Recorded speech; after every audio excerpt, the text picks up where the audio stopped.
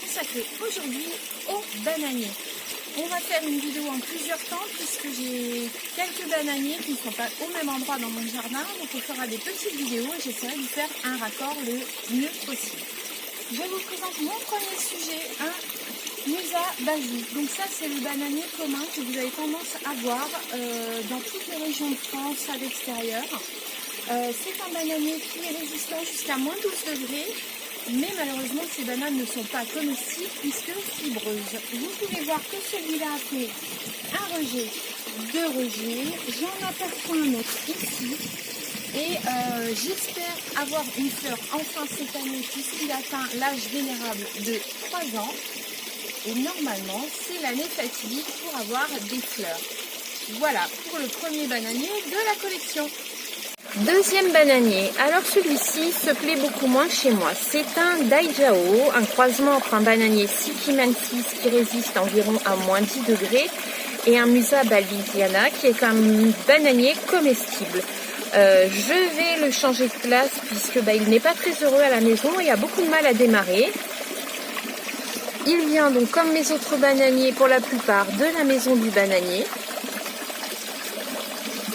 Un autre bananier, donc celui-là n'a pas de nom, on l'appelle le X-Fruit, toujours de la maison du bananier.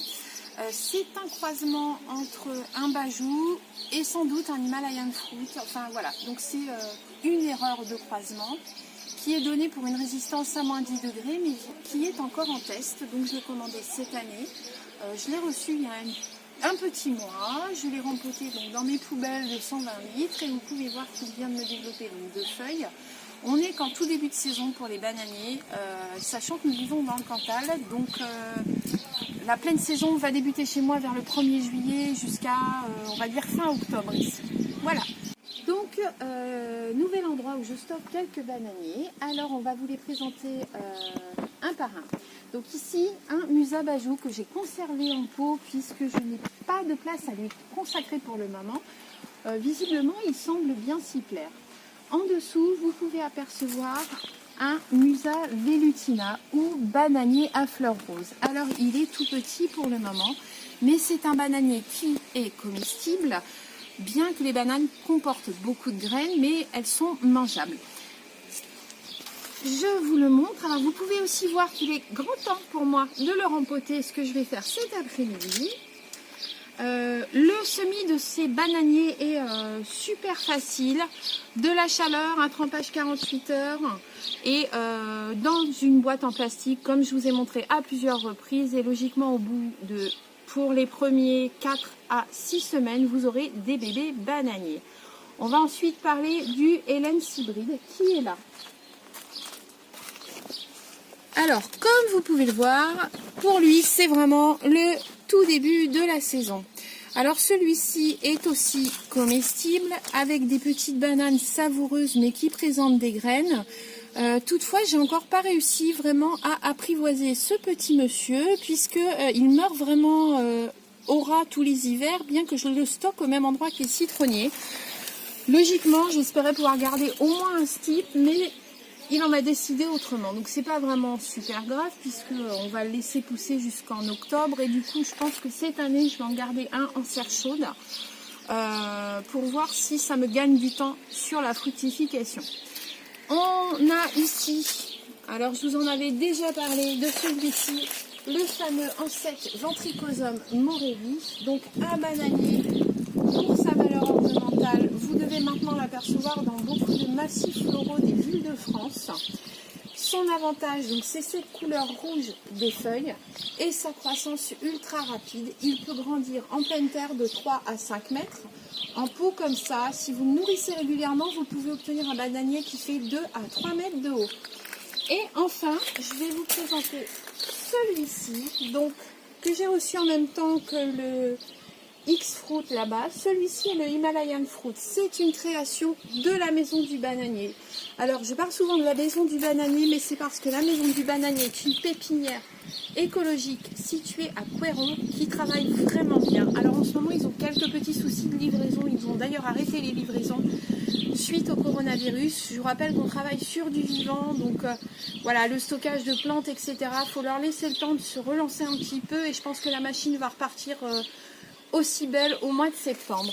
Donc celui-là, pareil, est donné pour résister à moins 10, moins 12 degrés et normalement produire des fruits. Voilà, à savoir quelle valeur nutritive ils auront. On va voir ça normalement cette année.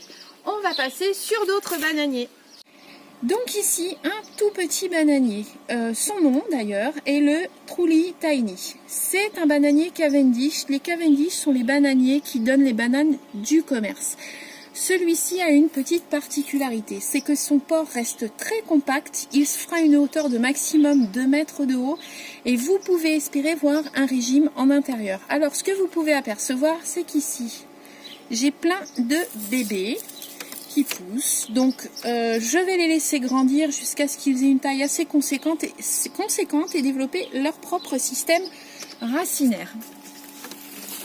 Ensuite, ici, alors celui-ci est tout petit, mais c'est normal, c'est un de mes semis. Alors là, on a un ancêtre ventricosum, vert, tout simple. Mais comme j'avais la version rouge là-bas, qui est très ornementale, je pensais faire pousser du coup la version verte, afin de pouvoir avoir un panache de couleurs assez sympathique. Et voilà, donc ça c'est un semis que j'ai effectué en février. La plante fait déjà une petite quinzaine de centimètres. J'espère qu'elle atteindra, on va dire, les 1,50 m à la fin de l'été. Mais quand on fait des semis, il faut savoir être patient, puisque la nature a besoin de temps pour vous donner de superbes plantes. Et moi je suis assez contente du résultat, puisque ce sont mes bébés à moi. Enfin, là, je vous montre, alors je vous en ai parlé dans une autre vidéo, j'ai sacrifié cet hiver un de mes Morelli pour pouvoir obtenir d'autres bananiers à un prix modique, puisqu'une plante d'environ 30 cm en jardinerie, type jardinerie de grande surface, vous reviendra, on va dire, de 8-9 € à une trentaine d'euros.